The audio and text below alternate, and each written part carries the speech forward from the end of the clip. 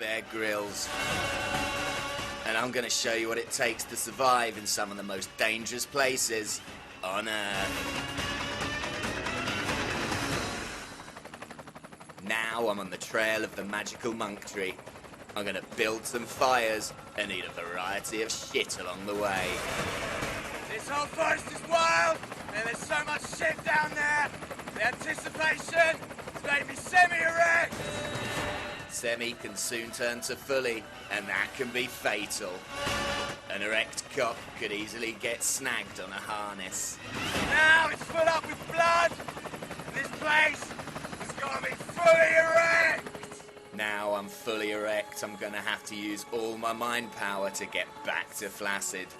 I turn my thoughts to my grandmother being sick into her handbag, and this does the trick. I go from fully to semi, back to flaccid, and I'm good to make the jump. Shit eater!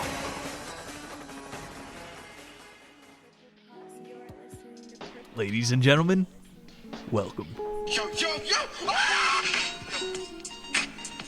This is Nick's Nonfiction. I'm Nick Muniz. Today on the show, we have got Bear Grylls, Never Give Up.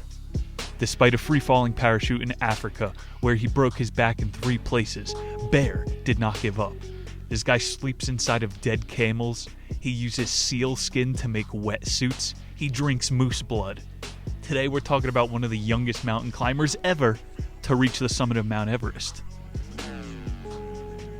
Eating raw snake, jumping from helicopters, drinking water from cow dung. This guy natures. How many bears would Bear Grylls grill if Bear Grylls could grill bears? Barely enough. What happened when the cannibals ate Bear Grylls? They developed a taste for adventure. My boy is Special Forces. They have the best mottos. Calm is contagious. Improvise, adapt, overcome. I didn't bang that lady boy in Saigon. Special Forces. This book was written right after Obama went on his TV show. He had Julia Roberts on his TV show, Roger Federer, Will Ferrell, Channing Tatum. And now Bear has to do their show. He strips with Channing Tatum, returns serves from Roger Federer, hooks with Julia Roberts. Nature kept him grounded, man, amongst all these Hollywood stars. Quote, the truth about reaching the top of any mountain is that the only way forward is down. Why is Bud Light Bear Grylls' favorite beer? Because it tastes like piss! We'll be right back. It's on my forehead. Forehead, go away. Go away. But he's got one stinging. That one that's got me just up here. Here, can you see it? Can you pull it off for me? Try and get the little stinger.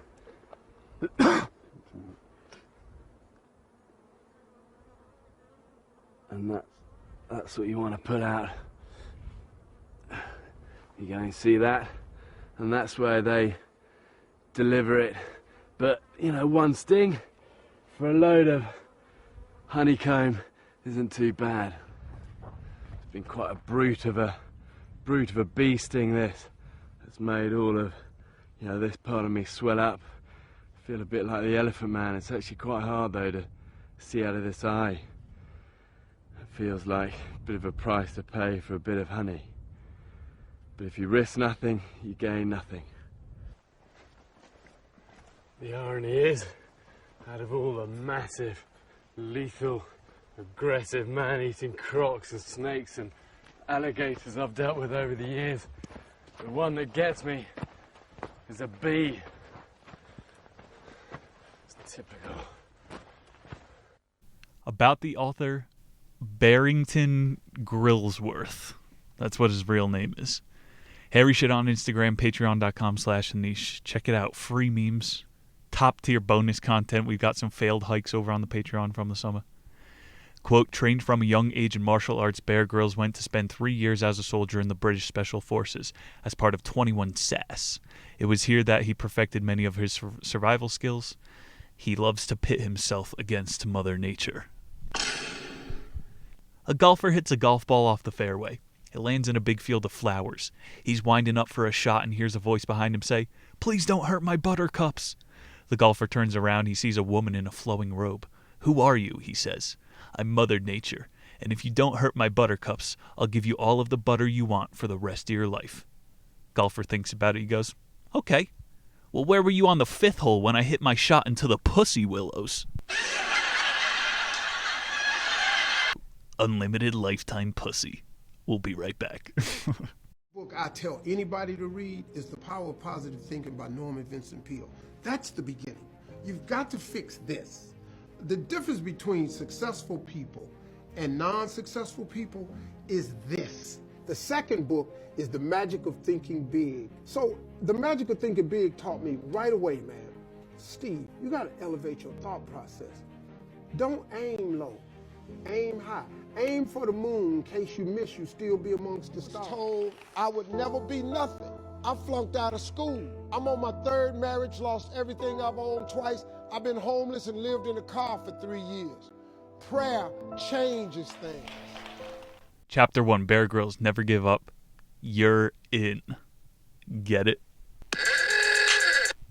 You're in. When in 2012 Mud, Sweat, and Tears was voted the most influential in all of China, I felt that we were done. This is his old book he's talking about.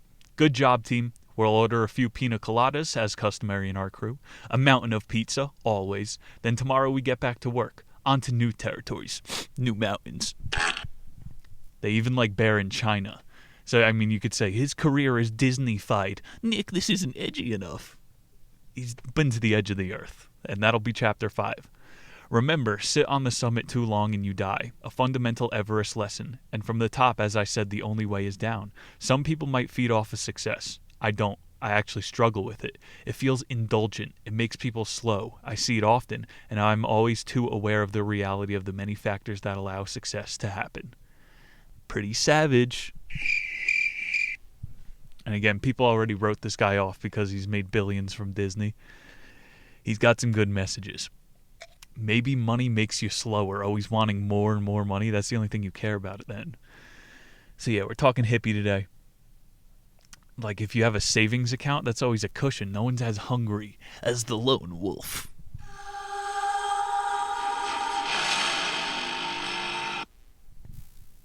This is kind of the crux of his fame argument. Anyway, either way, luck or determination, I was always told as a kid to quit when you're ahead, and to leave parties 5 minutes too early rather than too late. That attitude was ingrained in me from a young age. Really, my parents were telling me, don't be greedy, just be grateful. Savage. I don't know, better to leave early than too late. Weekend at Biden's. Soda! I'm calling it Michelle Obama 2024. Obama! Yeah, so I was saying Obama was on his TV show.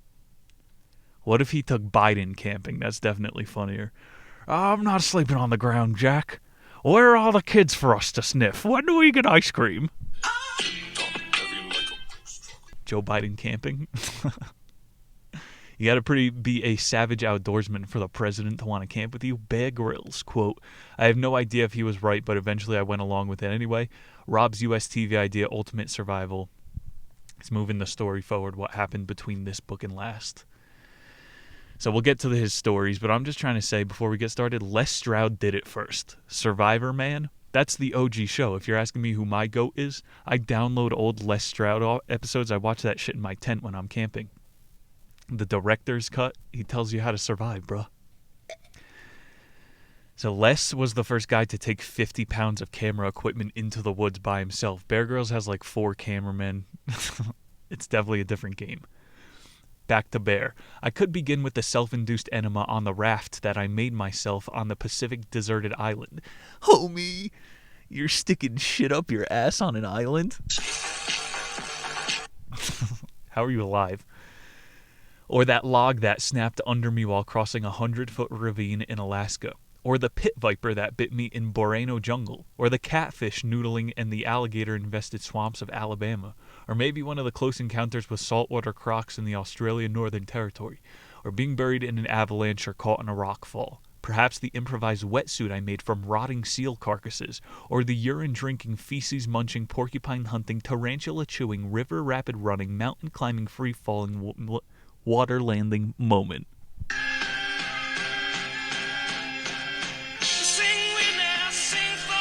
Homie's done everything.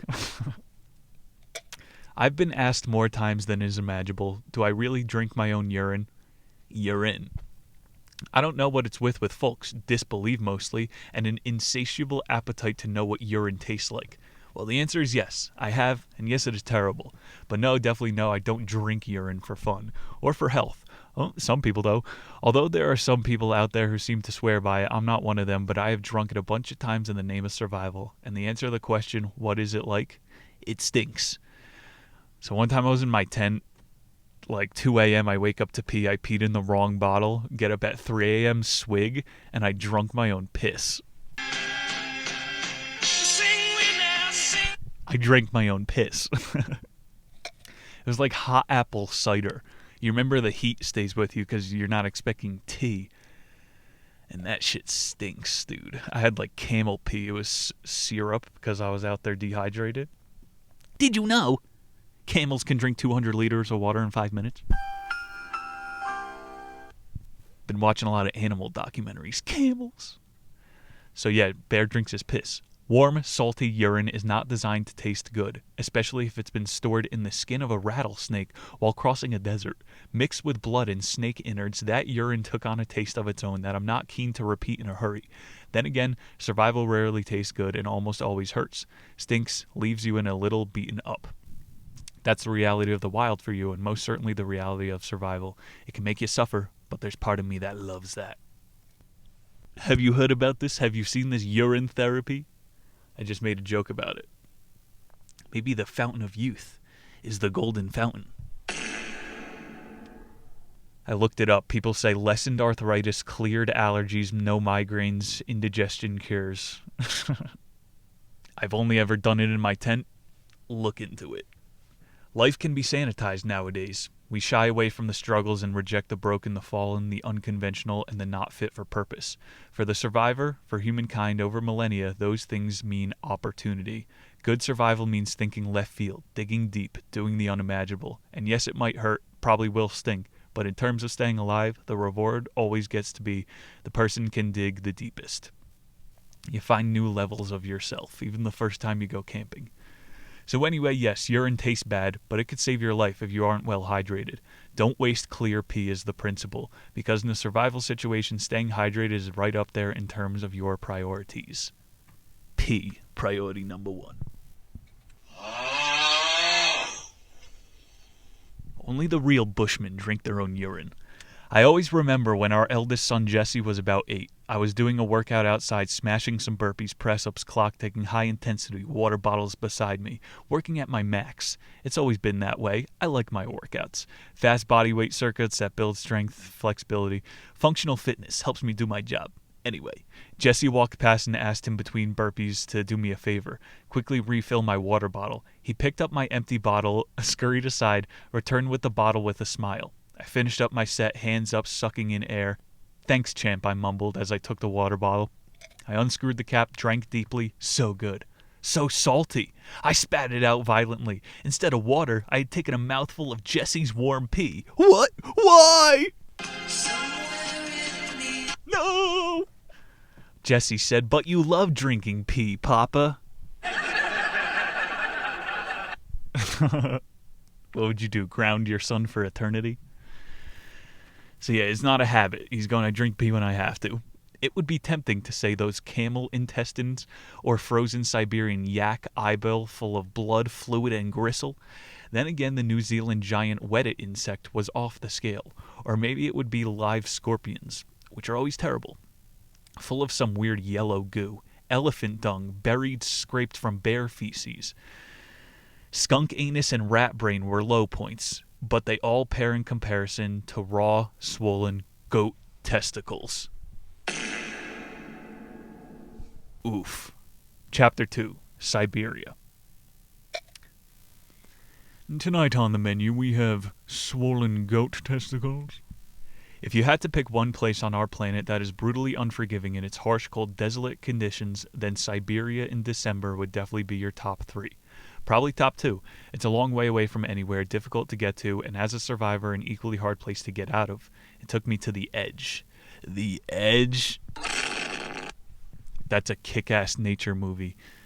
The guy who does Silence of the Lambs and the guy who shot someone on set, they go kill a bear together. 4 flights in planes of ever-decreasing size and ever-decreasing reliability, and we find ourselves in tiny log cabins, each the size of 1.5 table tennis stops.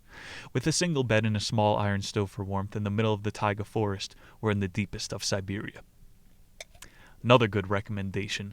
It's about the taiga, Werner happy people. He goes and lives with fur trappers. And get this, these people in bear-infested lands, they have a 0% depression rate. How is that possible? Depression, you see, is a chemical imbalance in the brain.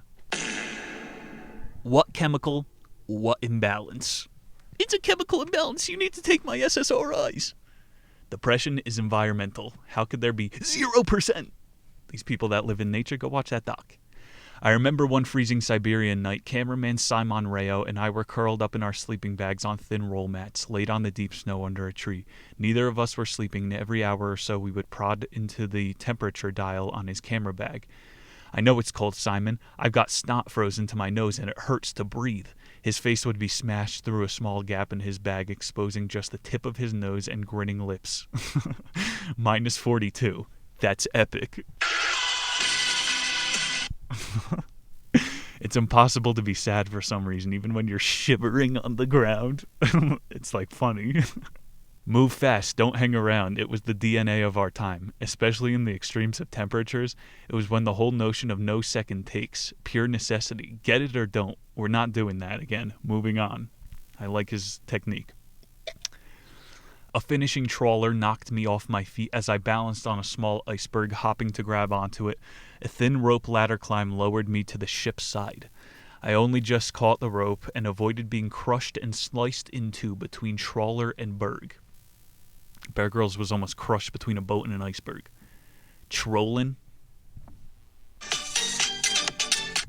And there was the high gorge crossing when that log gave way beneath me and I just managed to catch another branch with one hand, or the rock fall that sent a boulder the size of a car flying between me and Dan Ethbridge, our cameraman, and me at 100 miles an hour only missing us by feet.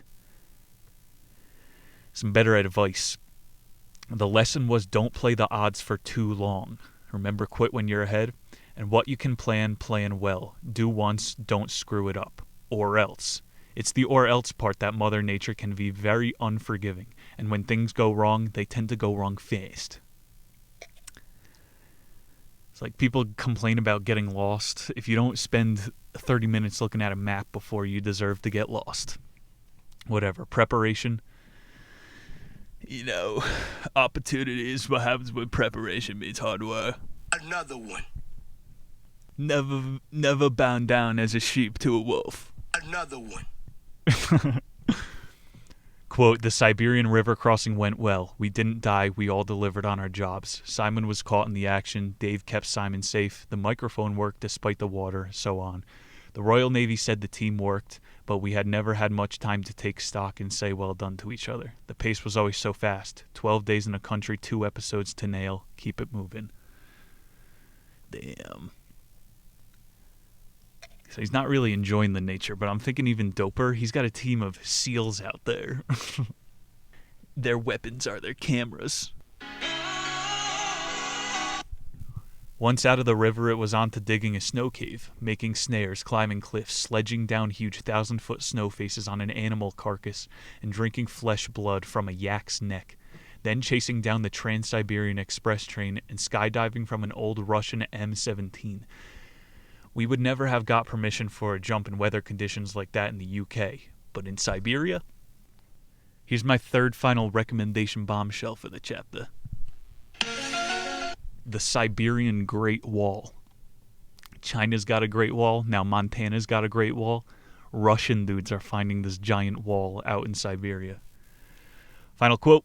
By dawn, when we emerged into the cold mountain air and we went down the slope to check on Slav and to wait for the crew, we were a little anxious about what the state he would be in. Slav was their Russian guide, and we would see that his fire had long gone out. In fact, I was genuinely concerned if he would even be alive. As we rounded his tent, I wondered why we had even worried. There was Slav, grinning at us, dressed exactly as we had left him. Big, thick gray overcoat with hands like spades pushed through the sleeves, chewing on a piece of impaled pig fat on the end of his knife. Dave and I looked at each other and laughed. It would take more than a minus 45-degree night to finish off Slav the pig impaler. Dave exclaimed, "Wow, they make 'em tough in Siberia." Chapter 3. Dirtiest. Dirty jobs. He's gonna go micro on us. He stops to talk about the grimiest place, black swamps of Sumatra. They're known for their coffee beans. They should be known for their mosquitoes. If I was to name the dirtiest, grimiest place we ever shot, I would probably call out Sumatra. Although, to be honest, in the category there are some strong contenders, we were all bushed after 12 hours of operating in 100% humidity and crazily high temperatures. The mosquitoes had been getting bad, but our local support team and our Aboriginal guys weren't complaining, so we muscled on. We set up camp and stripped down to our underpants to wash in a dirty creek, trying to cool off as much as get clean. Then suddenly, in a matter of minutes, it was like every mosquito that was buzzing around our heads multiplied 100-fold. One moment we were chatting away as we sorted our gear, the next the noise of mosies buzzing around was so loud we had to shout to hear. The air literally became thick with clouds of bugs. It was an immense sight. By morning, our bodies looked like we'd been rolling across drawing pins. We were swollen, bleeding, scratching messes. And that was with a tent to crawl into. Strip away the tech, the tools, the resources, and pretty much we're in a similar boat to our ancestors thousands of years ago. Yes, we can put some dung in the fire, get smoked out. Yes, we could rub mud on our skins, but ultimately in the wild, we are never the strongest, toughest, or most resilient. That prize goes to the animals, hardened, honed, and refined in their ability to endure, adapt, and survive. Animals are always in a constant fight to stay alive. As a result, they're pretty damn good at it. Yes. If we want to take note, you gotta look at the animals. How do they fucking do it? But this blows my mind about evolution. Humans are becoming worse at survival. I don't know, we build bunkers and shit, but literally a human cannot survive outside without clothes. Another grim environment, Bear was talking about the Everglades. He almost got bit by a water moccasin in Louisiana. We know that's what almost killed Teddy Roosevelt. Everglades, also full of mosquitoes. Quote, the approach was all good. Dave guided the pilot to the remote swamp location when we bought a chopper to hover 50 feet overhead. The rope went out and I peered down the swamp, looked horrific. Reeds, mud, and water were being blown everywhere. I could just glimpse the heads of the crews among the debris, and I could smell the stinking swamp. Even from 50 feet away, I knew that the humidity down there would be horrendous. If the place smells like shit, you probably shouldn't be there. Marshes, swamps. But there we go. If this job was either safe or sanitary, then a million other people would be doing it. I eased myself over the door frame and grabbed the thick rope. He's rappelling from a helicopter into the Everglades. Concentrate. Time to switch into hyper alert and hyper calm mode. It's a place I know well. By 3/4 of the way down, I was really flying. So fast I knew if I had to stop, I wouldn't be able to using only my hands. But that was fine. The soft, sinking swamp was waiting below. At that point, somehow the rope just caught my shirt and ripped some of my buttons off, followed instantly by an intense burning pain as the rope brushed against my bare chest at high speed. I knew at once that would hurt, but before I could think beyond that, I splashed into the swamp like a proverbial sack of potatoes. Once I'd wriggled myself to a small tussock of mud and lifted myself out of the gloop for a second, I looked down to see a tennis ball-sized mark of raw pink flesh just above my nipple. It didn't look pretty. Then it started to bleed, hard. The words of the ranger team started ringing in my ear. With any cuts or grazes, don't go into that hellhole of a stinking swamp. And so began yet another classic man vs. wild adventure. So the mission starts with a hole in his chest the size of a tennis ball in croc-infested waters. Moments after landing in that swamp, I remember catching a glimpse of huge monitor lizards in muddy water beside me. I managed to grab it by the tail and swung it violently against a tree. It was as much in self-defense as an effective method of swiftly dispatching it. The reptile was 4 feet in length, and we all ate it that evening sitting around a campfire. Fans of Man vs. Wild will often mention the monitor lizard moment. I guess it's something about reptiles in murky water. I then watched as Steve began to edge forward, carefully moving his tobacco and rollies from his thigh pocket to his trouser pocket. Then as it got even deeper, from his trouser pocket to his chest pocket. Then from his chest pocket to the top of his cowboy hat, and then eventually to his hand raised far above his head. Meanwhile, his radio would be dead, his phone knackered, his notebook gone, but at least his tobacco was safe.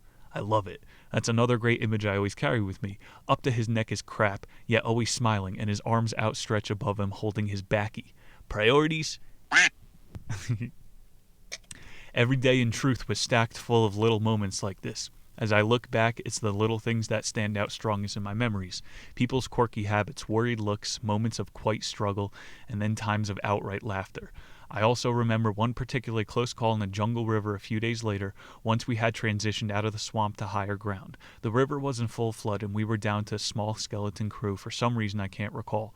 Flooding jungle rivers are notoriously dangerous, as they are always swollen with dirty brown water. This hides so many dangers. At a time when the rivers are brimming with dead wood and tree trunks, these in turn act like submerged hidden strainers. As they are known, when logs get jammed at the power of water, they pin objects against them. Getting trapped against one of these is game over. It's not a video game, Bear. Nowadays, I'm so cautious about how we operate. I should have died many times in those early adventures. And when you get low on lives, you have to get smarter, wiser, and more risk-averse. Or one day, you simply won't come home. Chapter 4, Improvise, Adapt, Overcome. He's going like TMZ this chapter about Hollywood. When Running Wild started, we would go through so many great moments and adventures with the stars. I found it strange how much they would move in terms of their relationships, not just with me, but with the crew. It felt a bit fickle. Damn. So he was doing like Hollywood is summer camp. Yeah, for pedophile narcissists. Roman Polanski, Harvey Weinstein in The Kitty Touchers. This part I found interesting. Armie Hammer went on the show, and we know a little bit more about him in hindsight. Armie had arrived with a high level of scuba experience, having done a bunch of deep and committed dives in various locations around the world. He wasn't just a regular scuba dude. He was well trained and experienced. It was why I felt comfortable pushing the boundaries a little in terms of our planned infiltration among the rugged coast of Sardinia. So I'm just going to ask, would you go caving with someone who's known to dine on human flesh? And don't be a closed-minded bigot. Okay, it's cool to eat celebrity meat now. That's what the news tells us. So if you're not going to go to a stranded island with a cannibal, that's against you. The intention was to drop from the side of an RIB at a point we had scouted at the base of some committing of high sea levels. We had been told by local divers about a sea cave at the base of a cliff with a small venting blowhole that could be accessed from a deep rock face. That blowhole would lead up to a small ledge some 50 feet up the cliff. All possible, but I knew it would require some technical scuba skills. Armie, the crew, and I would be operating in narrow, dark tunnels subsurface that would have to risk sinking and cached gear before attaching a lower ladder. Death. As it happened, the conditions on the day were rough, with strong mistral wind blows, making the waves and whitewater at the base of the cliffs horrendous. The local dive crew deemed it too dangerous, but with a slimmed-down crew, we decided as a team we would have a look. 2 of our crew had regular issues with their gear, exacerbated by the sea state, had to retreat to the RIB, but Army Dan and our camera operator and I managed to get into the tunnel by the skin of our teeth, with me leading with the torch. It was many people, including Sarah's worst idea of a nightmare situation. Dark, confined underwater spaces with limited air, huge wave pressure sucking you back and forth, dragging you against sharp rocks and tunnel roofs above. As a team, by the time Armie and I had got through the tunnel, we didn't give the danger behind us much of a passing thought. There are moments of great intensity and risk that require optimum focus, but as a team, we tend to simply do our jobs and deliver, then move on. Within minutes, we can go from high alert, stop bragging. Around this time, I was getting more and more of an urge to do something that was rooted in, and he made it out of the cave. Are you going in a cave with a cannibal? Next up, Bear meant to meet up with this guy, Gilo. Together, we eventually broke the world altitude paramotor record. On our way towards the highest peak on Earth, the machine died and began rapidly descending before he managed to get above Everest. For a few minutes, we were a speck, thousands of... Shut up. Bro, paramotors are the future. Those dudes have bigger balls than cave divers. Paramotors? There's this kid on YouTube. He flies his paramotor to, like, Dunkin' Donuts. They have them in North Boulder. Some dudes are paramotoring around. The fucking DARPA is making, like, jetpacks, and they cost $10,000. You could look it up. You're only allowed to buy it if you have a private army. But I'm saying paramotors, we could all just be flying around, bruh. That shit is sick. Suddenly, I found myself on my own up there, pretty scared. But there's something about just being in a situation, having to deal with it, that focuses the mind. And as we all know, panic rarely improves anything. So I tried to keep calm. I kept ascending at full power, hoping for a miracle. Gilo's amazing machine, which was truly a remarkable feat of engineering. Kids in Iowa do it. I am in no doubt that Gilo's hard work and genius allowed me to soar over 29,000 feet. Holy shit! You could go into the stratosphere with these things. Looking down and across Mount Everest was a special moment, not least for the fact that for the first time in weeks, there was no director asking me endless questions. Up there, I was very alone. Homie flew a paramotor over Mount Everest. Chapter 5. Top Secret. Bear, sailing out over the Northwest Passage for our final chapter. This is a shipping route up and around Canada. It goes towards China. Our mother vessel found herself approaching thick ice. It would either need to wait for the weather to change or the ice passage to ease. China. The captain wanted to wait and see if the weather would break up the ice further over the next few days. What about if we take the RIB and try to find another more ice-free route? I suggested maybe we head 200 miles southwest through all the area and meet you at Cambridge Bay. I've read enough boat books now. You don't split up the team. Once you deviated off the main charted route, though, the Garmin plotter came up with the wording, "No data available." I knew instantly we would be going that way. Bear's got that sense of adventure. As soon as the GPS is turning off, that's where he's like, let's go further. We picked the biggest islands we could spot with the biggest natural anchorage, bearing in mind none of the islands rose more than 20 feet above sea level. By the time we got the tents up and the stoves on to melt ice, it was getting dark as it does in the summer months. It doesn't get dark up there. Ben Jones, our Welsh engineer who had never left the UK before and for whom we'd had to sort a passport before the trip, wandered off for a smoke. Holy crap! What is this? Holy crap! He shouted, looking at a human skull he had accidentally kicked. We soon discovered that the little island was a treasure trove of rough and western-looking graves. Human bones and skulls, rifle cartridges, one particular length of wood half submerged in the shingle that resembled an old-style spar or mast. Yarg, we've got some booty. Old shipwreck. Two things were certain. One was that no Western boat would have passed through this part of the Victoria Strait since the mid-19th century, as there were west of the conventional Northwest Passage navigable route. Secondly, this whole scene didn't look Inuit at all. Who would have been burying bodies and burning huge fires anyway? He's convinced it's a ship from the 1800s. So, he said in this chapter called Top Secret, the furthest north you're allowed to go is the Beaufort Sea. So I start looking on it, Google Maps. This is due north of Alaska.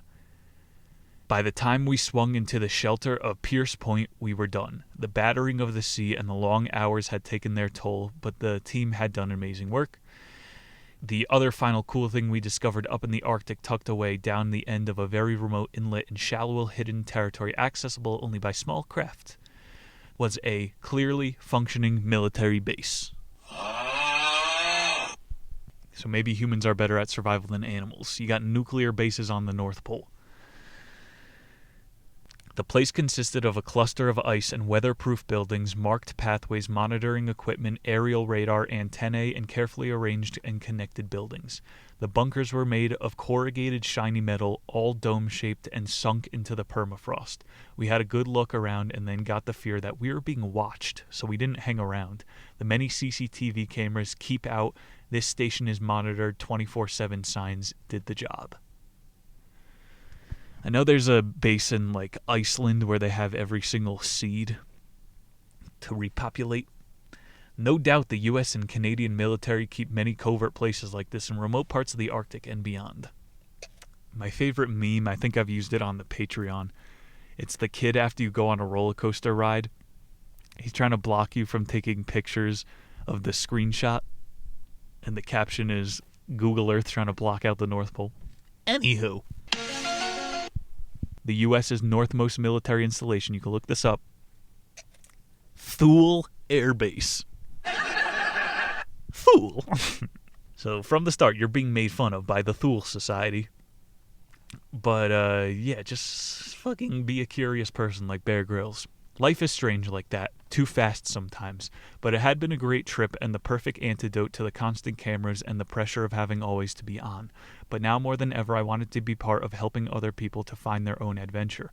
Whether that is finding a running wild guest or a young Girl Scout in Sudan, it is about empowering people with the tools and skills as well as their inspiration and value that they most need to thrive.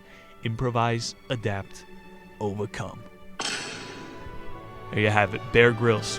Never give up. Survival, adventuring, a very Nick's nonfiction edition. Next week, mystery edition on deck. Check out Harry Shit for some nightly free memes. Patreon.com/Anish. Thank you guys who are still here for the journey. Let's get a random soundboard effect to end it.